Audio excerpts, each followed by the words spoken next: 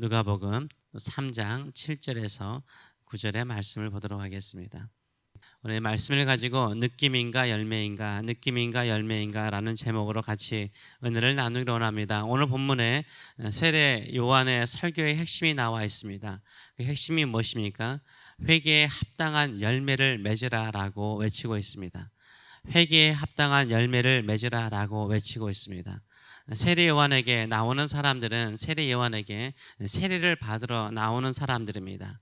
하나님 앞에서 좀 신실하게 선하게 살고자 하는 사람들인데, 그들을 향하여서 요한이 외치는 말은 무엇입니까?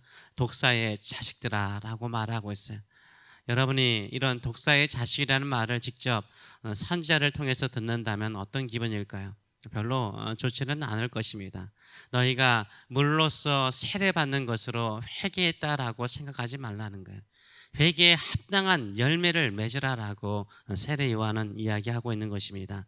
7절의 말씀을 보게 되면 요한이 세례 받으러 나오는 무리에게 이르되 독사의 자식들아 누가 너희에게 일러 장차 올 진노를 피하라 하더냐라고 말하고 있습니다. 지금 이들이 직면한 상태가 무엇입니까? 회개에 합당한 열매가 없다면 하나님의 진노 아래 있다라고 말을 하고 있습니다. 앞으로 임할 하나님의 진노를 피할 사람이 없다라고 외치고 있어요. 하나님의 진노에 피하는 방법은 무엇입니까? 회개하고 회개에 합당한 열매를 맺으라라고 말하고 있습니다. 저와 여러분은 우리 주님께서 이 땅에 오셔서 심판하실 때 하나님 앞에 부끄럽지 않은 삶을 살고 있습니까? 한 번쯤은 이 메시지를 들으면서 진정으로 회개하는 마음보다 나는 괜찮아, 나는 회개할 필요가 없어, 예수님의 보혈로 다 정결해졌으니까 괜찮아, 지금 살던 대로 살면 돼, 지금 신앙생활 하던 대로 하면 돼, 이렇게 자신을 위로할 것입니까? 아니면 잠시라도 회개할 마음으로 주님 앞에 자신을 돌아볼 것입니까? 우리의 구원이 확실하듯 유대인들도 자신의 구원이 확실하다라고 생각을 했습니다. 그 근거가 무엇입니까? 바로 자신들은 아브라함의 자손이라고 생각을 했어요. 아브라함의 자손, 이 혈연의 관계는 끊을 수 없다라고 생각을 했어요. 부모와 자식들이 끊을 수 없듯이요, 혈연의 관계는 끊을 수 없다라고 생각했어요. 하나님과 언약 백성인 자신들도 끊어질 수 없다라고 생각을 했어요. 언약이라는 것은, 약속이라는 것은 뭡니까? 양쪽에서 신실하게 지킬 때 그 약속이 유지되는 것이죠. 그렇기 때문에 유대인들도 우리는 아브라함의 자손이기 때문에 하나님의 심판, 하나님의 진노 아래서 우리는 그 진노와 심판을 받지 않을 것이라고 속으로 스스로 위로하고 있었습니다. 그러나 세례 요한은 분명하게 말하죠. 너희가 회개했다면 회개에 합당한 열매를 맺으라는 거예요. 아브라함의 자손이라면 아브라함의 자손답게, 언약의 백성답게 살라라고 외치고 있는 것입니다. 너희가 하나님 앞에서 회개하고 회개에 합당한 열매를 맺지 않는다면 하나님의 진노를 받을 것이라 라고 말하고 있습니다. 8절의 말씀을 보게 되면 그러므로 회개에 합당한 열매를 맺고 속으로 아브라함이 우리 조상이라고 말하지 말라. 내가 너희에게 이르노니 하나님이 능히 이 돌로라도 아브라함의 자손이 되게 하시리라 라고 말하고 있어요. 이 돌들도 아브라함의 자손이 될 수 있대요.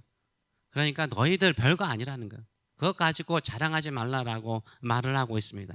오히려 너희가 집중해야 되는 것은 회개하고 회개에 합당한 열매를 맺으라라고 말하고 있습니다.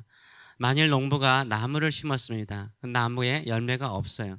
몇 년 동안 거름을 주고 물을 주어도 기다려도 열매가 없습니다.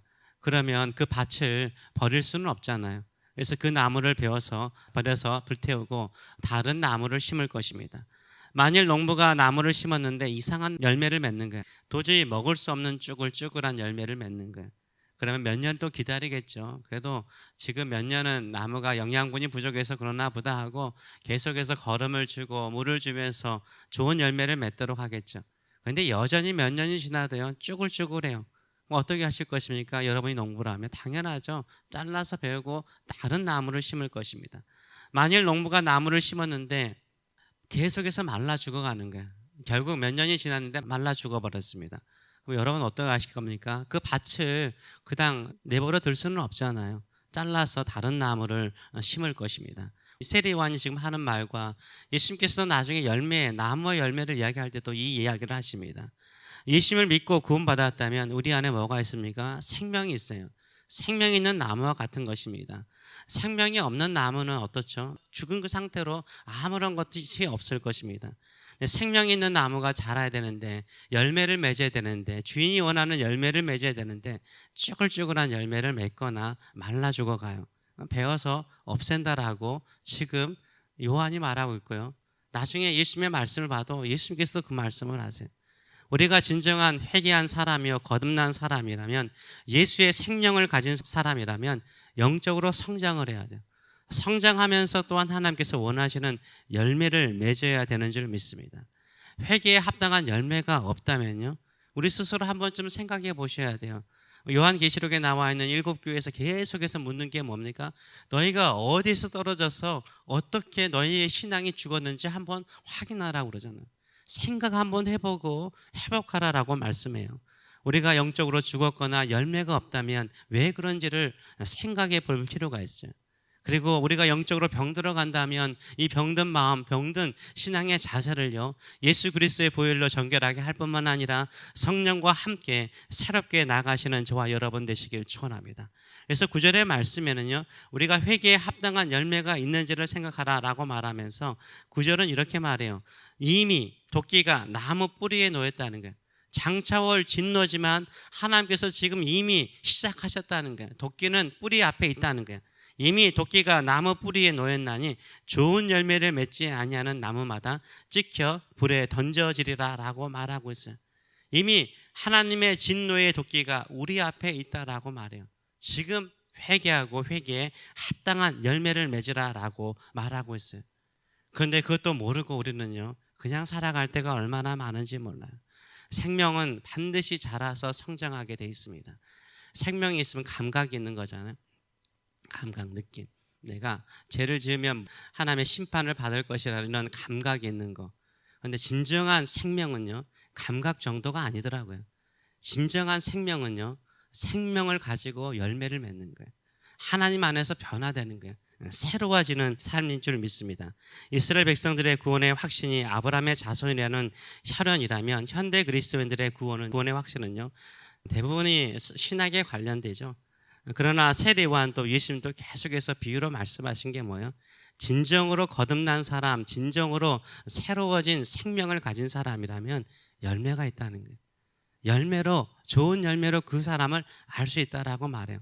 열매를 통해서 그 사람이 회개했는가를 알 수 있는 거예요. 열매를 통해서 그 사람이 구원받았는가를 알 수 있는 거예요. 저도 개혁주의, 칼빈주의를 따르는 목회자로서요, 사람들이 왜 변하지 않을까, 나도 왜 이렇게 쉽게 변화되지 않을까라는 생각을 하면서 이 말씀을 곰곰이 생각합니다.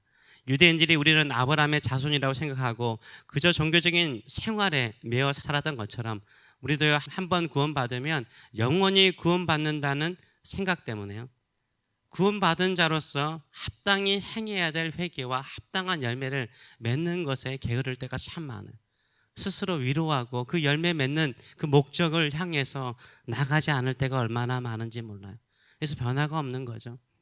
스스로 위로는 하는데요, 감각은 있는데요, 열매가 없어요. 열매가 없으면요, 주님께서 기뻐하지 않으세요. 회개하여 우리 예수님을 나의 주님으로 영접한 사람이라면 이 영생의 선물을 주신 우리 주님을 위해서 회개에 합당한 열매를 통해서 주께 영광 돌려드리시는 저와 여러분 되시길 축원합니다. 그래서 세례 요한의 경고는요, 그저 흘러가는 경고로 생각하시면 안 돼요. 오늘 우리에게 하시는 경고인 줄 믿습니다. 이 진노, 하나님의 진노를 피하는 길은 무엇입니까? 오늘도 내 자신을 살피시고요, 회개하고요, 내가 회개한 합당한 열매를 맺고 있는가를 생각하시길 축원합니다. 우리가 회개에 합당한 열매를 맺는 것은 우리의 노력으로 이루어지지 않는 거 아시잖아요. 성령께서 도와주시는 거예요. 예수님께서 예수님의 보혈로 우리를 정결하게 하실 뿐만 아니라 내가 합당한 열매를 맺고자 할 때마다 우리와 영원토록 함께 계신 성령께서 합당한 열매를 맺도록 도와주시는 줄 믿습니다. 그렇기 때문에 그 사람이 하나님의 사람이 되는 거예요. 성령의 사람이 되는 거예요. 기도의 사람이 되는 거예요. 또 하나님의 쓰임받는 사람이 되는 줄 믿습니다. 그래 오늘도 하나님 제가 회개할 부분이 있다면 깨닫게 하여 주시고 깨닫는 것으로 끝나지 않게 하여 주시고 합당한 열매를 맺는 저의 일상의 삶이 되게 하여 주시옵소서. 이런 사모함을 가지고 기도하시는 저와 여러분 되시길 축원합니다. 기도하겠습니다.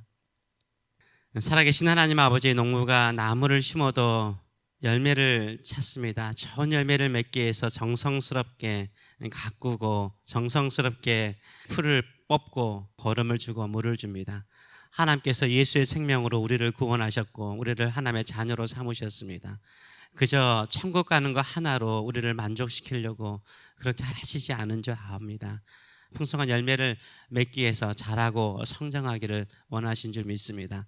그런 삶 살게 하여 주시옵소서. 스스로 위로하고 교만해지거나 자만하거나 게으르거나 나태하는 믿음의 삶이 아니라 하나님 제가 예수의 생명 모든 것을 이긴 예수님의 생명 사망과 죽음을 이긴 예수의 생명으로 거듭난 사람인데 저도 세상을 이기는 이 열매 또 하나님께서 우리에게 성령을 통해서 맺고자 하는 그 열매를 맺는 저희의 삶 되게 하여 주시옵소서. 간구하며 회개에 합당한 삶을 통해서 하나님께 영광 돌리는 저희들의 삶 되게 하여 주시옵소서. 감사드리며 예수님의 이름으로 기도하옵나이다. 아멘.